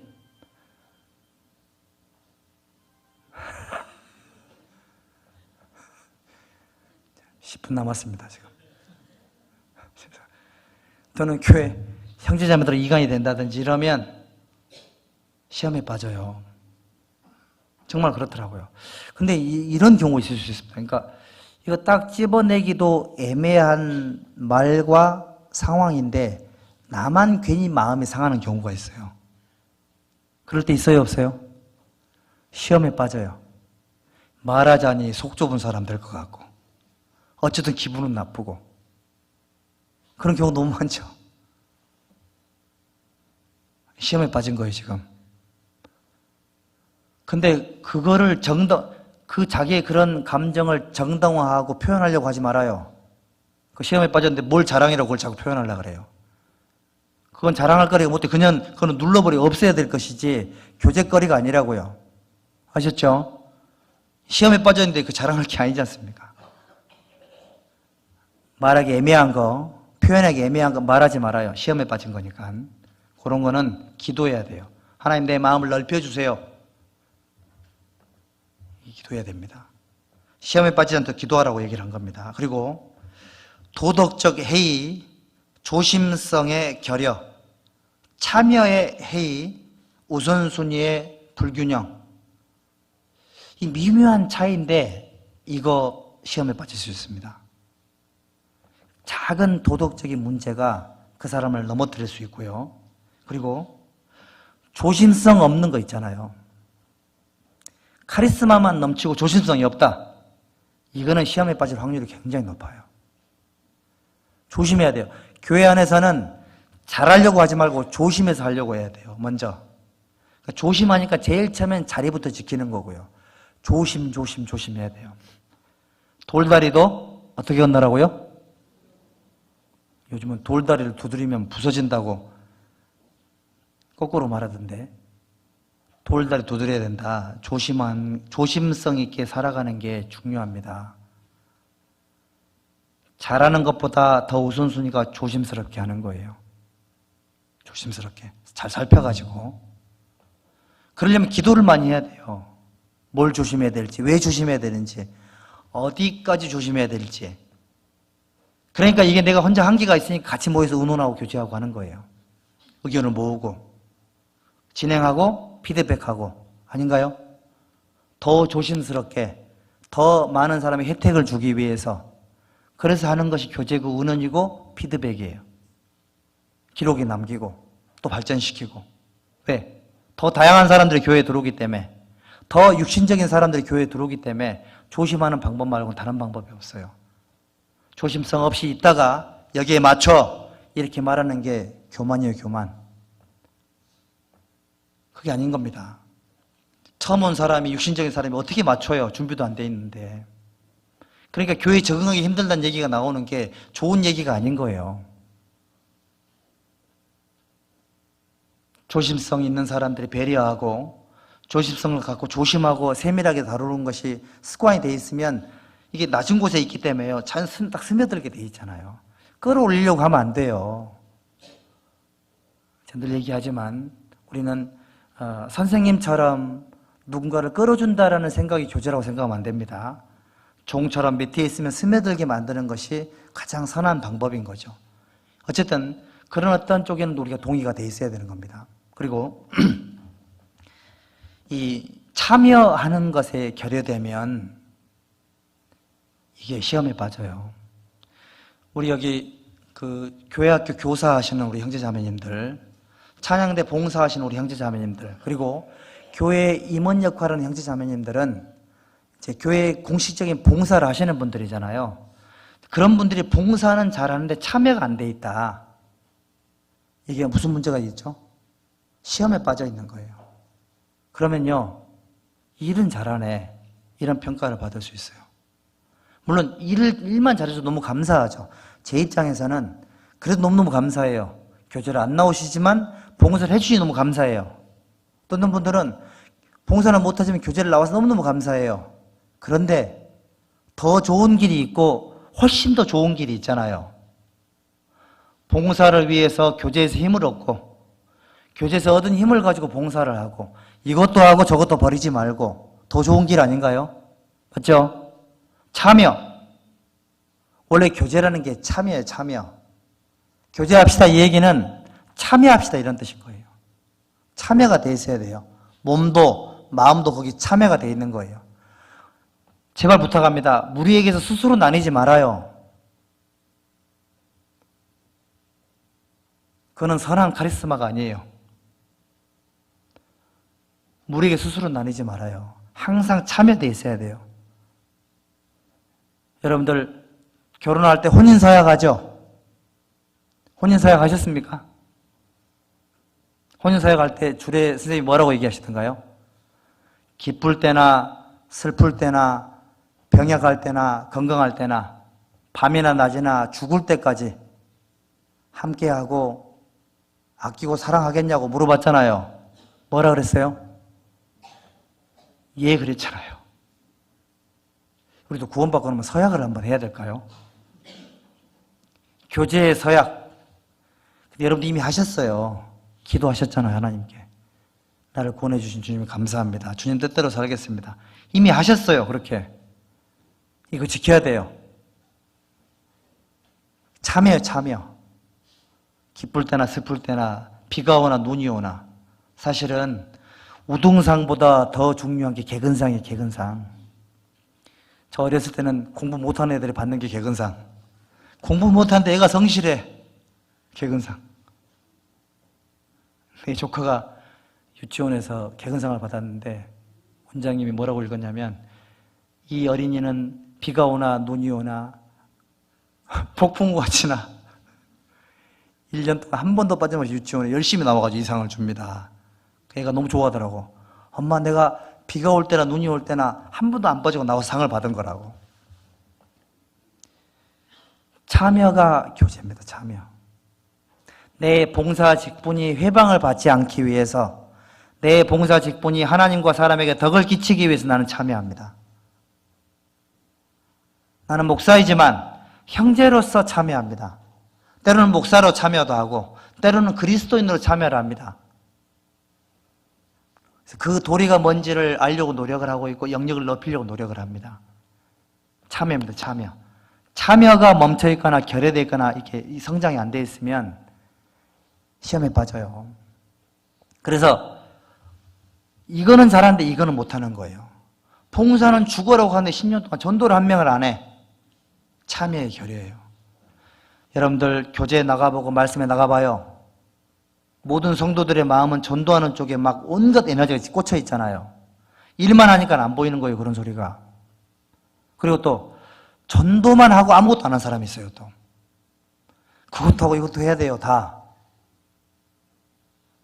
자동차 4바퀴 아시죠? 말씀, 기도, 교제, 전도. 이 4가지 바퀴가 균형을 갖고 흘러가야 돼요.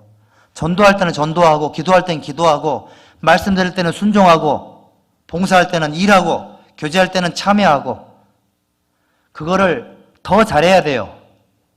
더 잘해야 되겠죠? 나는 뭐 이미 마스터했으니까 이제는 안 해도 돼. 그거 맞습니까? 잘못된 거예요. 이 참여가 결여되어 있으면 시험에 빠진 거예요, 지금 현재.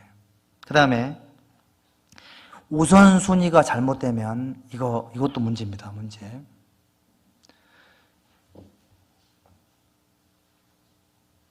여러분 오늘 집에 가면 잠언 3장을 한번 잘 읽어봐요. 거기 보면 그리하면이라는 단어가 여러 번 나오는데 삶의 우선순위를 가장 잘 가르쳐주는 단어가 그리하면이에요.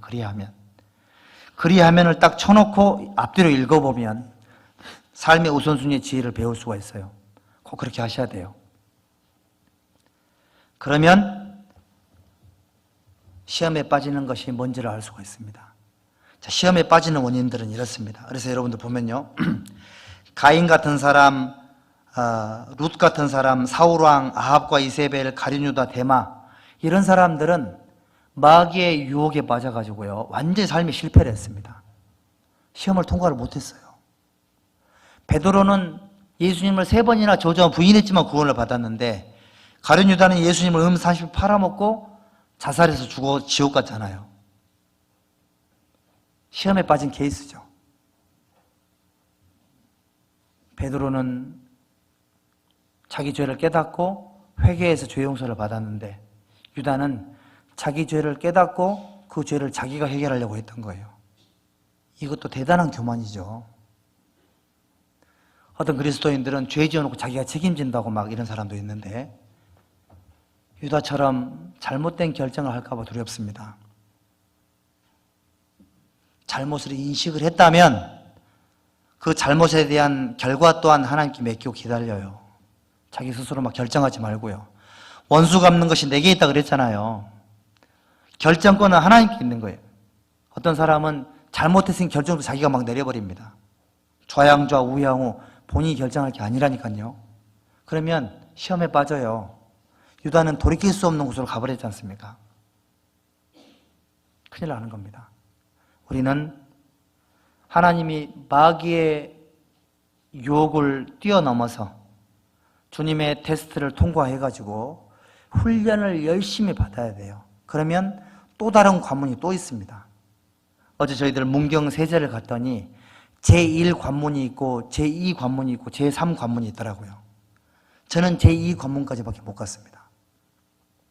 근데 세 분은 제3 관문을 갔다 오셨어요. 인증샷을 올리셨더라고. 부럽지는 않았지만 어찌됐건 간에 게이트를 통과하는 것은 신앙생활의 연속이지 않습니까? 문 하나 통과하면 또 다른 문이 또 나와요. 끝이 없이 나오는 거예요. 동해안의 파도가 어떻게 밀려온다고요? 그렇죠. 끊임없이 하염없이 이렇게 쭉 밀려옵니다. 신앙생활도 마찬가지죠. 신명기 8장 한번 보십시오. 여기 신명기 8장 2절에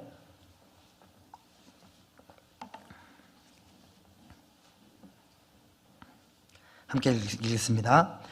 내 하나님 여호와께서 이 40년 동안에 너로 광야의 길을 걷게 하신 것을 기억하라. 이는 너를 낮추시며 너를 시험하사 내 마음이 어떠한지 그 명령을 지키는지 아니 지키는지 알려 하심이라. 그 마음이 어떠한지 명령을 지키는지 아니, 이건 하나님의 테스트예요. 테스트. 하나님의 테스트를 통과해야 된다. 광야 40년은 반드시 필요한 겁니다. 하나님은 사람의 마음을 저울질해요. 아브라함이 본토 친척 아비집을 떠났지만 독자 이삭을 내게 바치기 전에는, 그 테스트를 통과하기 전에는 믿음의 조상으로 인정을 못 받았잖아요. 아브라함 너는 내 앞에서 행하여 온전할지니라. 본토 친척 아비집을 떠난 곳으로 만족해서는 안 된다. 내 가장 사랑하는 독자 이삭을 내게 바치는 테스트까지 통과해야지만 네가 믿음의 조상으로 인정함을 얻을 것이다. 그래서 아브라함은 이 테스트를 통과를 한 겁니다. 네가 이제야 나를 사랑하는 줄을 내가 알았다. 인정을 해줬잖아요. 하나님의 테스트가 있습니다. 그리고 이 하나님은 이 사람의 마음을 저울질하세요. 마음을 달아본다고요. 하나님은 지식의 하나님이시라 행동을 달아보시느니라. 내 마음을 저울질하시는 이가 어찌 알지 못하시겠느냐. 항상 하나님은 내 마음을 저울질합니다. 제 방에 가면, 집무실에 가면 제가 시골에서 얻어온 옛날 저울하고 저울추가 있어요. 옛날에 고추 달 때 또 이렇게 돼지 같은 거 잡으면 큰 저울로 달았잖아요. 이렇게. 그 저울과 저울추가 있는데, 저울과 저울추가 뭐냐면 사람의 마음과 행동을 말하는 거예요. 마음과 행동이 항상 하나님 앞에 달린다라는 생각을 해요. 시험에 빠져 있으면 하나님의 저울에 달리잖아요. 너무 가벼워요. 너무 가벼워가지고 감당이 안 돼요. 딱 무게가 나가줘야 됩니다. 예수님의 겟세마네 동산의 그 고통의 무게를 제자들이 감당할 수 있었으면 얼마나 좋았겠냐고요. 멋있었겠죠. 지금은 겟세마네 동산에 예수님의 그 마음이 교회에 있습니다. 교회에 딱 두고 있는 하나님의 마음의 그 무게하고 내가 이 구미교에 있는 나의 마음의 무게가 이 비슷해야 됩니다. 같은 무게가 나가줘야 돼요. 시험에 빠져 있으면 확 기울겠죠. 이런 게 슬픔이고 고통인 거예요. 주님의 마음을 헤아리지 못하고 따라잡지 못하고 이런 게 마음의 고통인 거죠. 우리는 그런 하나님의 테스트를 통과를 해야 됩니다. 그리고 훈련 받는 거 있잖아요. 테스트 다음엔 트레이닝이라 그랬잖아요. 요셉이 시련을 통과하지 않았으면, 모세가 광야에서 시련을 받지 않았으면, 욥이 미련의 시련을 통과하지 않았다면, 다윗이 시련을 통과하고 연단을 받지 않았으면 성경에 기록될 리가 없겠죠. 우리는 누구나 할 것 없이 다 믿음의 시련을 통과해야 됩니다. 훈련을 잘 받아야 돼요. 신앙생활은 훈련의 연속이에요. 목사는 목사 코스가 있고, 전도사는 전도사 코스가 있고, 집사님들은 집사님들의 코스가 있어요. 임원은 임원들의 코스가 있고, 교회학교나 찬양대 코스가 있고요. 어르신들 코스가 있죠. 각자 싸우는 대상들이 다르고 각자가 받는 훈련들이 다 달라요. 성실하게 그 자리를 지켜야 돼요. 우리 욥기 23장 10절 잘 아시죠? 나의 가는 길을 오직 그가 아시나니 그가 나를 단련하신 후에는 내가 어떻게 나온다고요? 정금같이 나오리라. 훈련이 있다 그런 뜻인 겁니다. 훈련 받기를 게을리하거나 포기하지 마시기 바랍니다. 포기라는 말은 언제 쓰는 말이라고요? 언제? 11월 달에 김장할 때나 쓰는 말이 배추 포기예요. 그러니까 넘어진 그곳에서 다시 시작하시면 돼요. 우리는 있잖아요. 테스트를 통과를 못하면 끝장이 아니에요. 테스트를 통과를 못했잖아요. 그러면 다시 훈련하면 돼요. 다시 보면 돼요. 이게 세컨 찬스예요. 금년에도 그대로 두소서 내가 두릅하고 걸음을 줄이니, 이 주님의 마음이에요. 그러니까 하나님 앞에 서기 전까지는 우리에겐 세컨 찬스가 영원히 있는 거예요. 실패한 그 자리, 넘어진 그 자리, 부족한 그 자리에서 다시 하시면 돼요. 부끄러워하지 마십시오. 그런 기회가 우리 계속 주어져 있는 게 신앙생활인 거예요. 좋은 거죠. 그러니까 신앙생활이. 그래서 우리 예수님이 시험에 들지 않도록 깨어있어 기도하라. 우리 예수님도요, 40일 동안 금식 기도 이후에 성령에게 이끌리어 마귀에게 시험을 받으려고 광야로 가셨죠. 그러면 예수님이 40일 동안 굶주리시고 마귀의 시험을 통과했어요? 못했어요? 통과를 했습니다. 통과했죠? 이게 무슨 말을 한 거냐면, 우리 구원받은 형제자매님들이 시험에 들지 않도록 깨어있어 기도하라. 거기서 멈춰 있으면 안 돼요. 예수님처럼 40일 동안 금식했지만 광야에서 마귀의 시험을 통과한 것처럼 주님의 테스트도 이겨내고 주님의 훈련도 능히 뛰어넘어가지고 하나님께 쓰임받는 그런 넉넉한 그리스도인이 돼야 돼요. 지금 가을이잖아요. 가을. 황금 들녘에 벼가 무르익었습니다. 추수할 때가 돼서 낫을 기다리고 있죠. 이걸 보면서 우리 깨달아야 돼요. 도시 사는 사람들은 뿌연 하늘 쳐다보느라고요, 지금 벼가 있는지도 몰라요. 우리 옥계에 사시는 우리 형제자매님들, 좌우 들녘에 놓여있는 별을 보면서 추수 때에 걸맞는 그런 신앙생활이 해야 되겠습니다. 맞죠? 우리 모든 우리 구무교 형제자매님들은 열매 없는 사람이 되면 안 됩니다. 주님의 그 테스트와 트레이닝을 잘 통과를 해야 되겠습니다. 기도하겠습니다.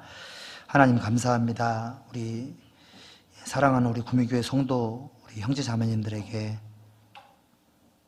더욱 하나님의 은혜와 진리가 필요함을 하나님 앞에 고백합니다. 우리 모두를 일깨워 주시고 시험에 들지 않게 도와주시고 시험에 빠진 사람들 시험에서 또 헤어나와서 주님의 테스트와 주님의 트레이닝을 잘 견디고 이겨낼 수 있도록 도와주시고 나아가 훌륭한 일꾼으로 세워질 수 있도록 자비를 베풀어 주시옵소서. 우리의 모든 남은 생애를 하나님께 의지합니다. 예수님의 이름으로 기도드렸습니다. 아멘.